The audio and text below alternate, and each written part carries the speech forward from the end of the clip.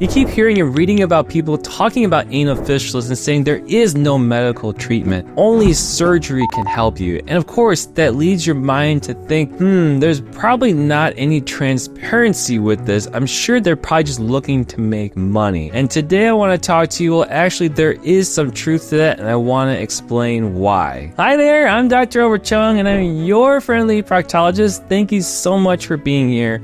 I'm here to bring you useful information within the context of being transparent. I want you to know more, you to learn more so you know what you're getting into and therefore make good decisions about your body. And if you are interested in a consultation with me, I'm happy to meet with you wherever you are in the world. The email is yourfriendlyproctologist@gmail.com.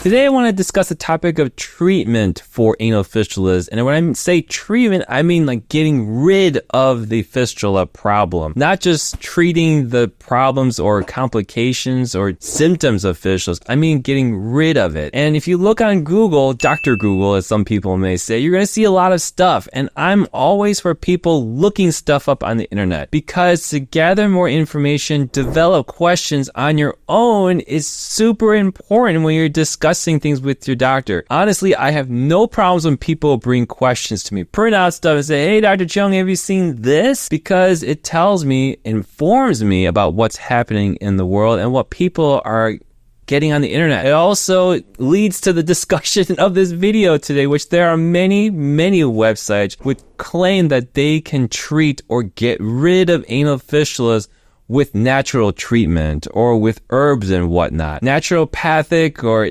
alternative medicine is very popular these days. I mean, I totally get it. I'm not against it.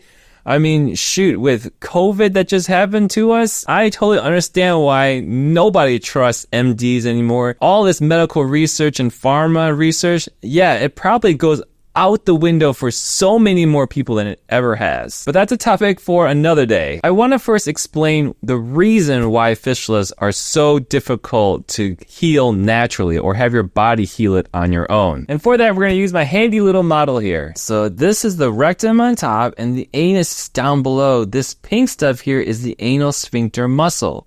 This yellow tape with the black line is what I'm trying to represent as the fistula tunnel.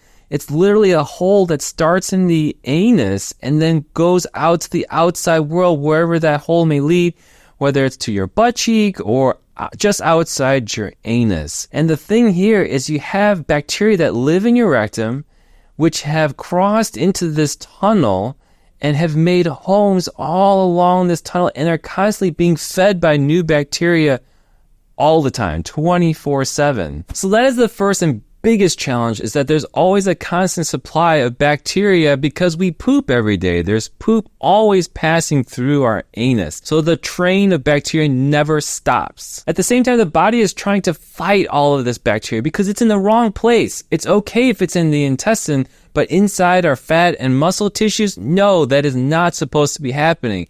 But as a result of the body's inflammation and immune response, it makes a liquid called pus. And that pus is a bunch of immune cells and byproduct along with bacteria. And we all know that pus is not pleasant, and that's not something we want to keep locked in our bodies. So it's actually also beneficial for these fistula tunnels to be open, at least on one end, whether it's on the anus side or on the skin side, blowing up the pus. If that stays locked in, then you know we get an abscess, an actual big ball of this pus, which then creates pain, more infection of the surrounding tissues. Knowing these challenges, many people are trying to figure out concoctions or recipes to decrease inflammation, increase your immune system to try and fight off this bacteria. But I'm sorry, it does not work. These bacteria that live in our fistula tunnel and in our intestine are actually beneficial bacteria. They're just in the wrong spot. So they're really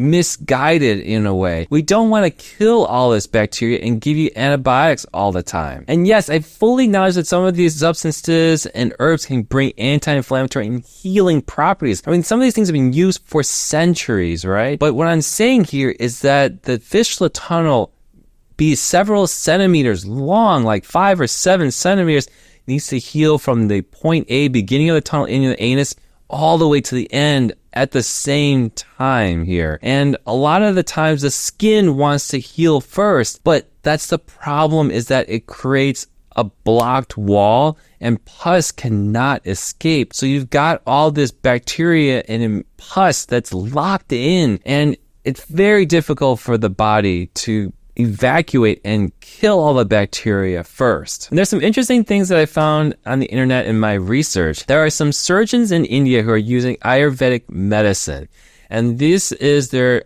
alternative traditional with substances or herbs that for medicinal properties in anal fistula surgery. And there was one study in particular that was pretty interesting. And what their claim was is this Ayurvedic aceton, okay? They're using a string coated in this substance in these herbs.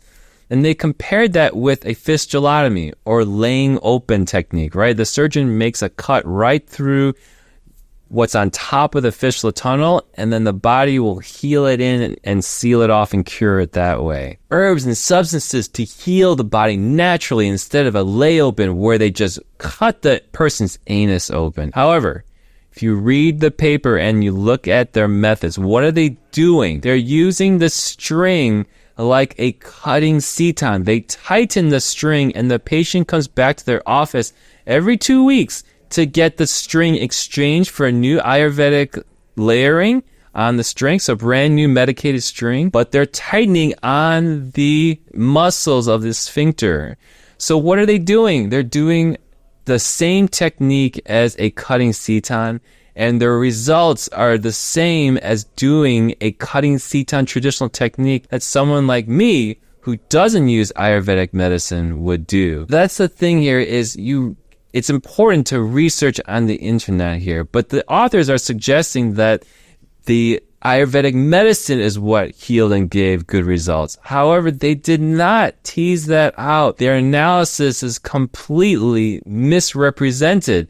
They do nothing to compare whether the Ayurvedic medicine actually healed the fistula. And from my perspective, all they did was a cutting aceton technique, and they healed it. This study did not show what they wanted to say. And so definitely be very, very aware of what you're reading.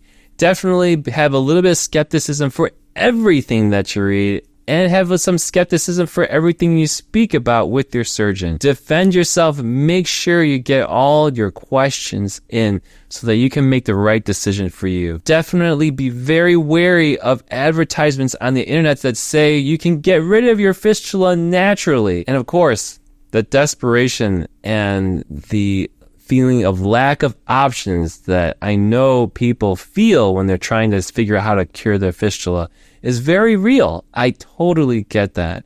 However, sometimes having information from both sides of the coin is what can give you a very even and very objective view as to what is going on with your body. And again, take it to whoever you wish to have your anal fistula issues taken care of. So I wish you well. I hope this video was helpful for you in your research for anal fistula treatment, and I just don't want you to be taken advantage of out there. I thank you so much for being here. You take care. Bye-bye.